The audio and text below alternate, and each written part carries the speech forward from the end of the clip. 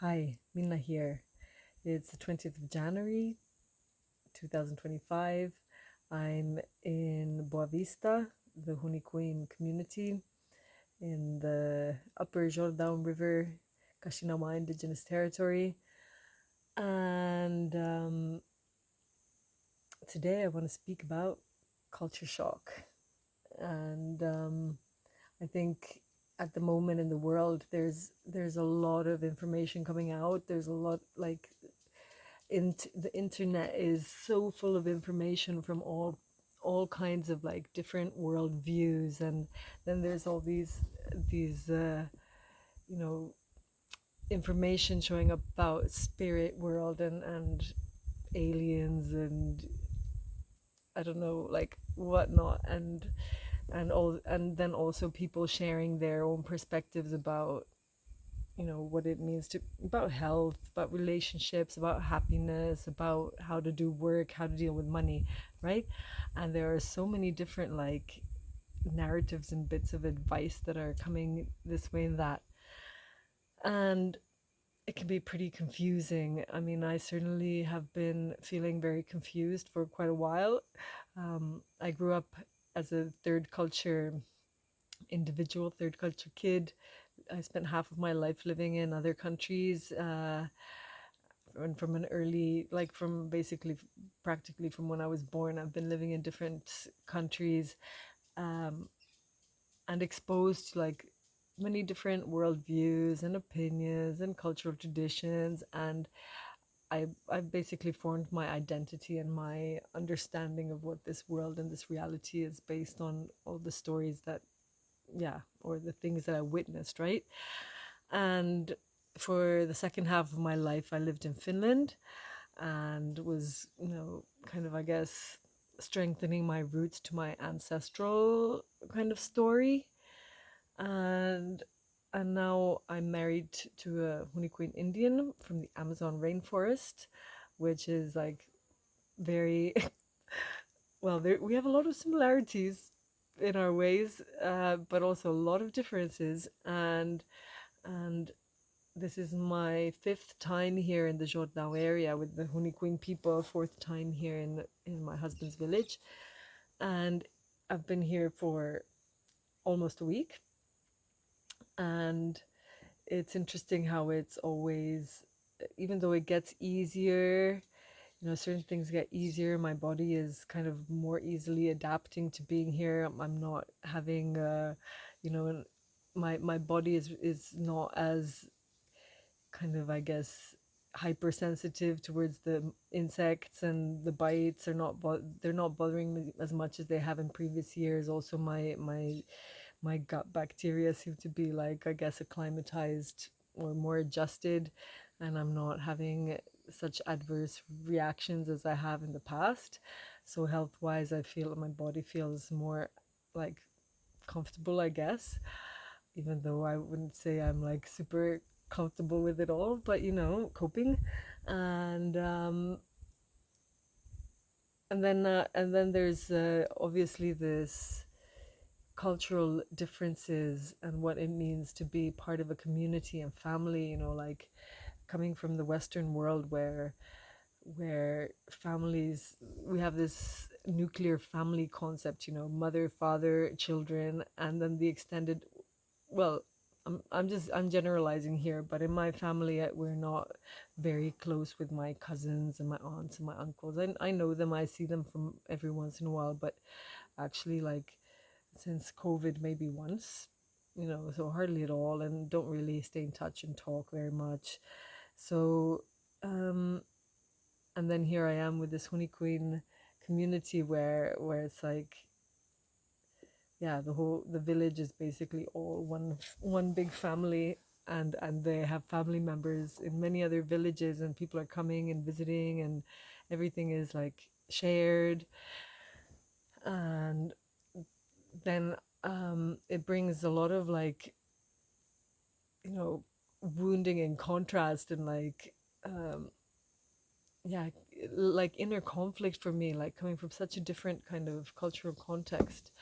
And there are many other things that are like the indigenous people also, they're very I guess because they're so close to nature, they haven't been part of this, I guess, what civilized world. I don't really like that word, but can't think of a better word for it right now. But I guess the Western, modern, technological world, where we have these cultures that are meeting and merging, and they have been kind of connected for already more than a century and a half, I guess, here in this part of the world.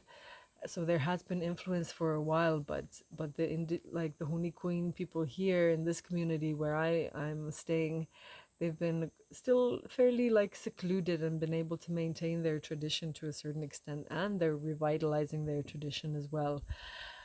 But the cultural differences are very interesting, and I've been reflecting a lot about this concept of kind of culture shock and what it means, to be outside of one's zone of comfort, and where one's belief systems uh, are kind of being challenged, where it's like what I have learned to think are my needs and my desires, or is the right way to do things or not the right way to do things, are not the same as what the community or the environment where one is. And this happens, I guess, for many people, all of us, when we travel to a new place and are exposed to new ways.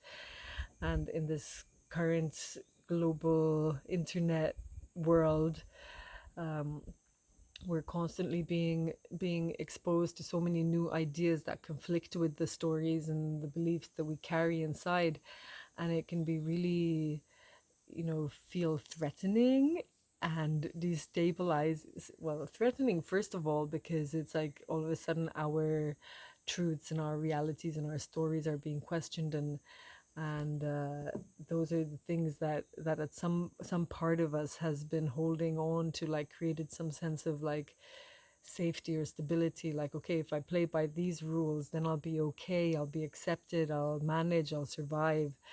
And and then come into another situation and context, and all of a sudden, like, the things that you thought were the right way to do things are not the right way. It creates like one can easily get like offended or disappointed, or feel like, yeah, take things personally, basically, even though they're not meant to be taken personally. And I've noticed like a lot of in the kind of like the conditioning that I carry, the coping mechanisms that I've learned is by, through trying to help and be, please people, that's the way, kind of like to create sort of bond or relationship that creates some kind of security and safety. And and then I realized there, it's also maybe like like what comes with the colonial background, is that there seems to be this kind of this part that thinks it knows better. A lot of us in the Western world think that we need to give advice to others who are having a hard time. We see the problems, and we want to like fix them. We see the state of the world, we want to fix the environment, we want to fix, political, and we want to like basically, yeah, feel better by trying to make changes to the external environment. And actually, nature doesn't work that way. That's kind of like a human construct in a way. If in nature there's something that is helping something else, it's usually because it has some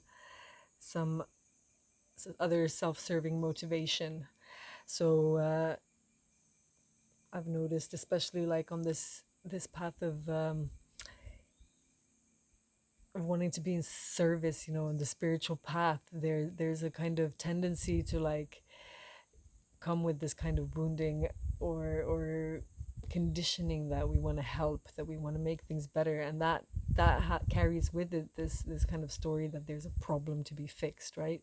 Like all this whole plant medicine kind of community and work that we have going on in the West, it's also very like problem focused. Like, oh, I have a trauma, I have a problem that I need to fix, and I need to approach it that way.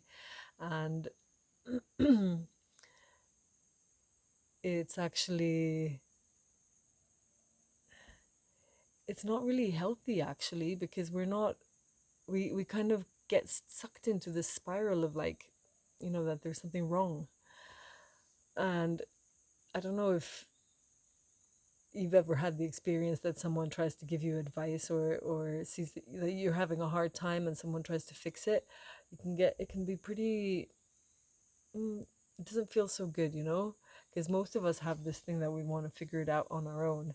Of course, we might also have those parts of us that don't want to take responsibility for the things that we are doing in perhaps not very healthy or sustainable ways, and then we kind of like want or expect the external world to kind of like take care of those things for us. But in general, so we have these different sides, right?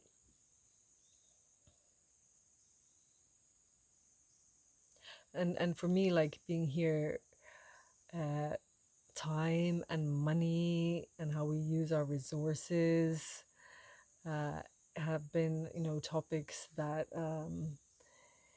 have been like really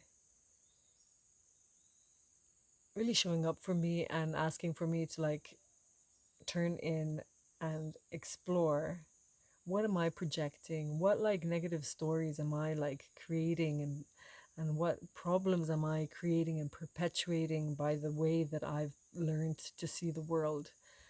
Because for example, in the Western world we have this, at the moment, because of this lack of secure sense of security, because our families are so broken, we seek to compensate for the security by creating money. And also like the way our societies in the West operate, they're very like, money is a very central part of it. And and and in an effort to like create some kind of sense of safety for myself, I'm also currently exploring my relationship to money, and how to work with money. And it's it's all about, I'm even taking an online course about money, and how to step into like, I guess, more financial abundance. And it's interesting, I'm feeling like super, yeah, it's that model is like for one kind of world of existing, and I'm not sure myself if that's like the one that is the best way to go. Because it's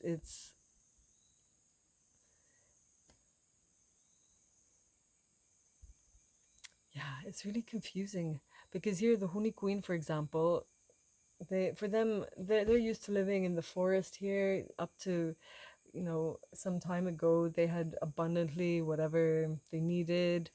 And nature is what it is. There are dry there are nature comes with brings challenges and difficult situations, and we have to adapt. There are times of scarcity, there's times of abundance. And when there is abundance, they know how to like, take advantage of, the opportunity, and to celebrate. They have, from their ancient past, even traditions of like, eating is so much until they like purge and vomit, and then eating more. And it's like also like they also have this like very consumeristic kind of cultural conditioning. And then now, when there's like, uh, population is growing, the forests are shrinking, there's less fish in the rivers, less meat animals in the forest, less water because of the droughts, uh, or floods that destroy crops as well, harvest. So I come from Finland, which is the total contrast. We have like a winter that is like 8 months long. It seems that there's no like, the land is productive only for a few months of the year. And we have learned in Finland to be very like, uh, mindful of how we use our resources. And and um and so on this and here there's like this, like, okay, nothing, you can't store anything, because basically if you try to save and store something, nature will consume it, whether it's bugs or mold or whatever. So here it's like, when you have something, you use it as quickly as possible. And I come from this place where you produce and then you save and you take care of it. And here I am, the Western white woman. And for the Indigenous people, white people, they have money. They come with money. That's what they come with, right? And they don't understand the world that we come from.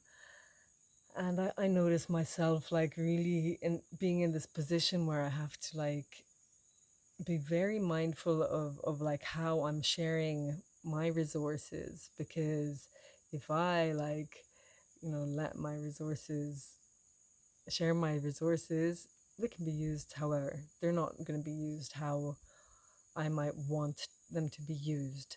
And this is an issue that a lot of foreigners that come here to the jungle to work with the Indigenous people are are met with at some point in their journey. That you are asked for money for something, and then all of a sudden the money is used for, like, totally something else, and the thing that you thought you were giving your money for is actually not taken care of, or it isn't met. Or, yeah, it's it's an interesting process and journey to, like, but I'm finding it's very valuable for learning to explore, how I use my energy and my resources, because those are actually, like, my most valuable resources, right? And who do I share? And as one of my coping mechanisms in life has been to people please, and I've overgiven, and I've often given when I haven't really wanted to, because I felt a sense of duty, or because I felt sorry for someone or worried about someone and want to help. And it's all comes from, like, this good intention in a way, for self and for others. But what I'm discovering is that nature and people, we're opportunistic, we're not this kind of, like, helping others is actually maybe not a doesn't serve the highest good of everyone, like, sometimes when we help people, we're not we're we're not allowing them to learn how to take care of themselves, right? So we're creating this whole, we, like, in the West, we've created this whole, like, culture and system, like this codependent system where where on the one hand we have to kind of, like, cope all on our own, and then on the other hand, um, we've totally made each other, ourselves, weak and dependent. It's a paradoxical thing. I wonder why I'm even making this video. Like, doesn't make any sense. Another thing that's interesting challenge to deal with here is that in their culture they don't really, there's no word really for thank you or sorry. They have such a, I guess, a strong sense of self-worth, that there's no need to, like, apologize or to be polite. It's all like, I want this, I want that, I don't want this, I don't want that, and no questions asked and no offense taken.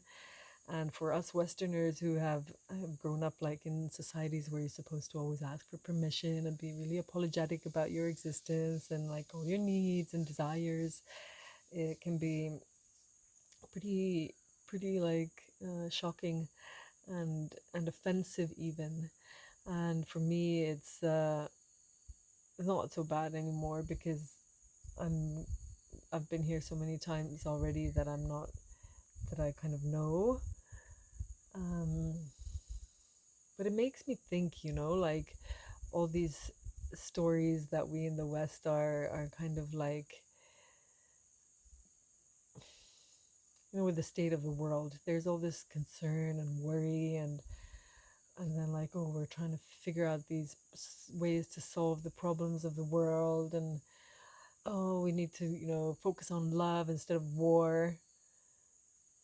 And I actually heard the other day someone speaking about how love is a very like recent invention kind of in humanity. And like when I asked here, my husband's family a few years ago, like, how do you say love in your language? They all went quiet, and then they got all awkward, and they all had a big conversation before they came up with some word. And it's almost like, I guess they don't have the same kind of concept and notion of love as we have in the West, that it's kind of an invented story. Uh, so yeah, like the actual way of nature, there is this kind of protect, there's like, if you think about an animal who takes care of its young, there's the care, there's the nurturing, but this kind of concept of love that we Westerners are so obsessed with, some of us have been or are, it's actually also just a social construction. And what if it's not like real? What is it? I had an experience in the forest here a few years ago where I was enchanted. I went into this completely spellbound state, like I was like so in love, and then when I realized that it was a like an enchantment, a spell, it went plop, it popped, the bubble burst, and it's like all that emotional, like bling bling bling, love, like the passion, it just disappeared. And I became aware then that this love story that we're being sold is actually not real. That it's and how we humans, we've been like fed these stories that we're like running after. We're running after love, we're running after money, we're running after like a sense of like importance or value or whatever. And actually nature is much more like simple and basic than that. We in the West have created all these stories and things to make life very complicated, about rules, how to use our time, how to feel, how to be a worthy member of our society. It does, like, stop me in my tracks a little bit and make me question, what am I doing? Why am I doing? Who am I doing it for? Because nature, like, we are, so I'm, I enjoy listening to YouTube videos about a lot of, channeling about the spirit world, to like try to kind of learn how to what this whole thing is. And there are so many layers, and it's actually for us to choose which ones we want to be part of, what we are creating and why. And there's a lot of distractions, and there's so many different ways of being here in this experience, and it's so easy to get distracted from what it is that we're here to do, if there's even a purpose. you know don't know. We create the purpose, I guess, but we can be really easily like distracted from our purpose.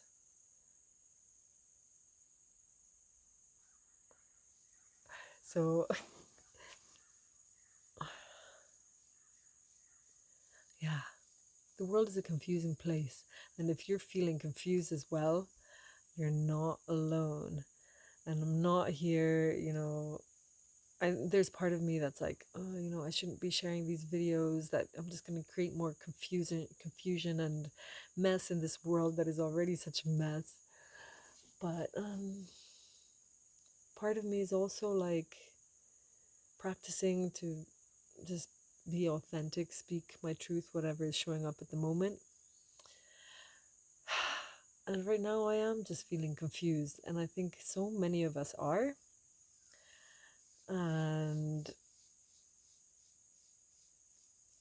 but if there's something positive that comes out of it, is that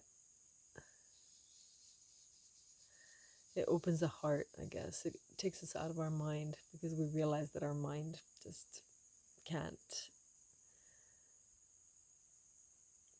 can't hold it all together. And that's, I guess, what is that's been so pathologized by media, by the pharmaceutical industry, that to not know, to be confused, to have emotions, that's like mental health issue, that's a problem that needs to be fixed.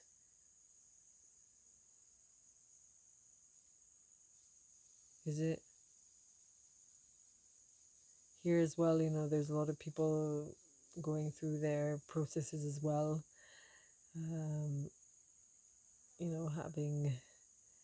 having processes that in the West we might label as being crazy, and these are people that are also normal at some moments, but in the Hunikuin tradition, they believe that there's like an entity or an energy that is messing with the person, and what that makes them behave in erratic, unhealthy ways.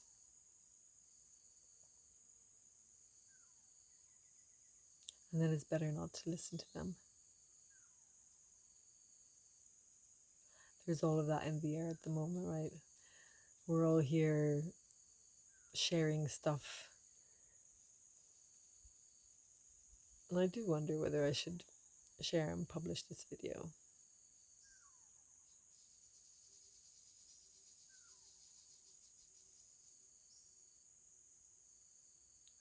Who am I doing it for? For myself, for others, or just because? Or why not for any reason? Does there have to be a reason for everything? Maybe it can just be artistic expression.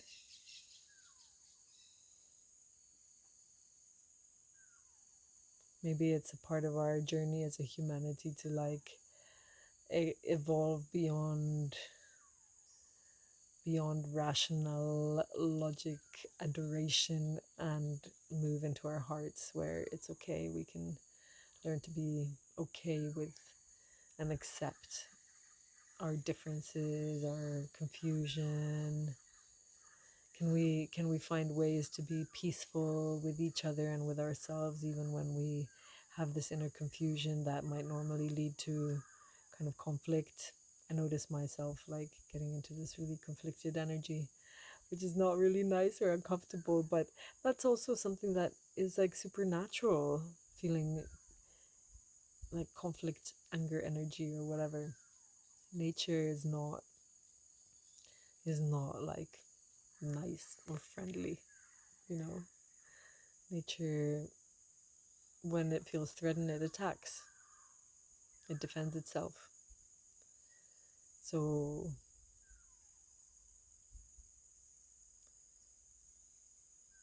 that's also part of life. Can we allow that as well? Can we be okay with this world being in whatever state it is without knowing where it's going, without like making a greater mess out of it by trying to judge and tell other people how they should live and do things? How about we should focus on figuring out how to live our own life, how to take care of ourselves, how to ask for what we want and need, and to accept if we don't get it. Try it. Maybe we're not meant to get it, or maybe we're meant to find it another way. But to step kind of like out of that victim story where we're just like blaming ourselves, our past, our ancestors, our inheritance, our community, our, the other people, or whatever, for feeling crap. What if it's all just part of this process of becoming free of all the crap that we carry inside? I don't know. Don't take my word for any of this. I'm just like letting it flow, practicing letting things flow, practicing showing up as myself in whatever state I am, and take what resonates and what leave what doesn't. Because I think that's what we're ultimately here learning in these times, when we're stepping into, there's more and more information, artificial intelligence, AI produced information, and we have to really learn how to become discerning. What's for us, what is not for us. What works in one moment is not true the next moment. So maybe it's okay to be like expressing ourselves like in confused ways, to feel one thing one moment one way, another way another moment, and learning how to like cultivate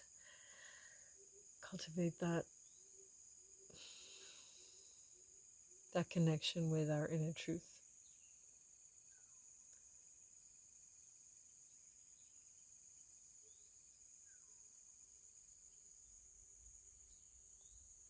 They say that we're all part of creation. We're all like a manifestation of creation that is getting to know itself.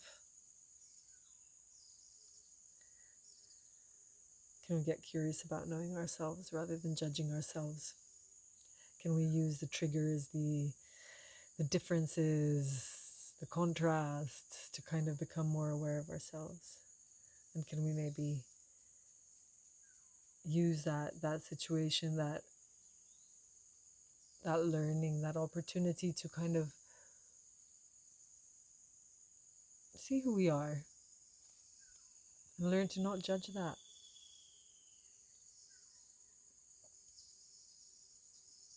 To allow it to evolve and change organically. See which way life wants to. Nature has its way of growing and evolving towards the light. Well, some parts evolve towards the dark, like the roots of the tree. And I guess those are necessary as well, being in the darkness. Our Western, like a lot of the,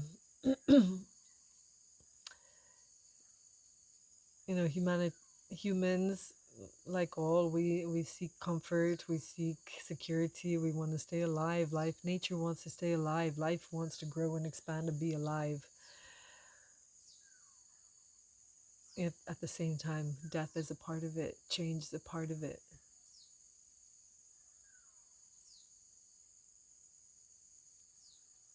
But like in the bigger picture, it's all constantly moving in some direction. And what if the less we interfere with it based on stories of what is better and what is worse, maybe it can naturally and organically evolve the way it's meant to go. But we do have power, because we can really influence the way we want to go. And maybe that's where, the heart, the feeling comes in, like what feels good, what feels better, which way feels.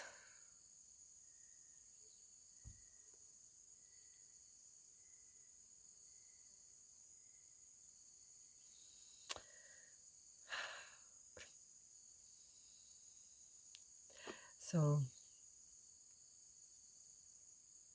if you watched until here, I hope you got something out of this that sparked your curiosity, or maybe is helping to support you in your journey if you're going through similar kind of stuff, confusion. Life is not easy, and we're all going to leave this place at one moment in time. So, yeah, how do we want to use this time? Do we want to appreciate the process, whatever is arising and moving, use it for the highest good of our evolution? Or do we want to kind of like stay stuck in that kind of like judgy kind of energy of like criticizing ourselves and others? Or are we ready to like step beyond that and get like curious about like, okay, what's going on? Is this like actually good? I don't know. For me, this kind of judging and critical inner voice thing, it serves its purpose, but it doesn't really feel good, and it doesn't seem to be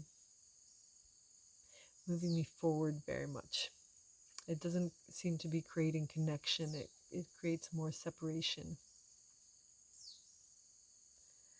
And separation is something that we see a lot of when one looks at Western society, very individualistic, comparing.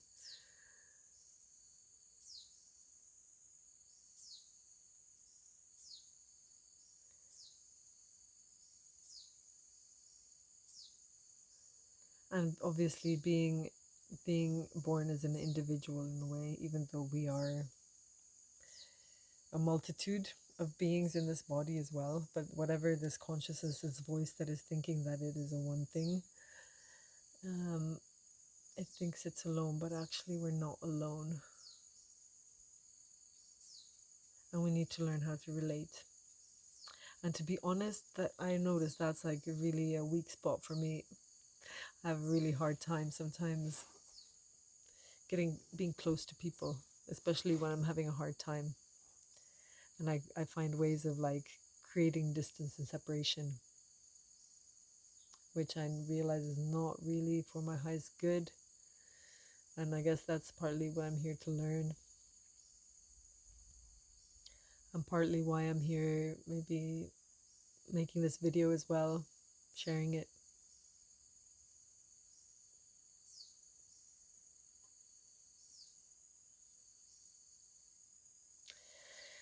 Okay, maybe I've talked enough.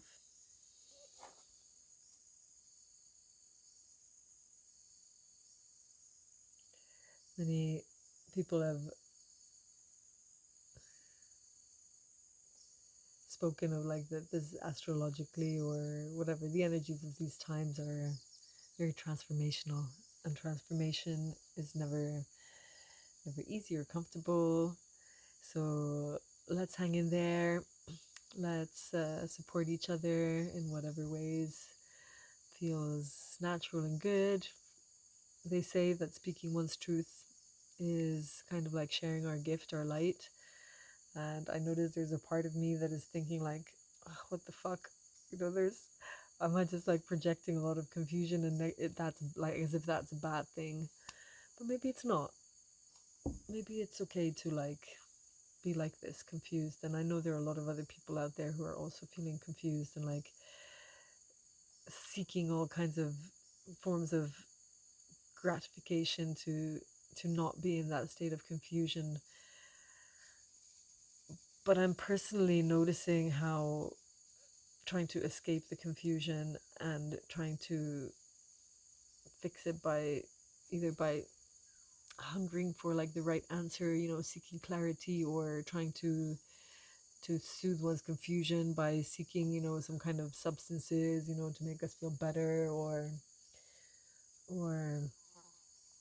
whatever our go-to thing is when we feel uncomfortable, whether it's like shopping or sex or work or whatever. Work is a big one for me. um Maybe it's okay. Maybe, maybe it doesn't make the confusion better. Maybe it's better to like just come to terms with that confusion as part of this process, and the easier the sooner we can just like allow it and just like rest in it, maybe it'll pass faster, and then we can find peace because we're not fighting it anymore. Because isn't that what we all ultimately are longing for at some level, is kind of some kind of inner peace, well-being. So maybe we can stop fighting our confusion and fighting our mind, stop judging it. Thank you.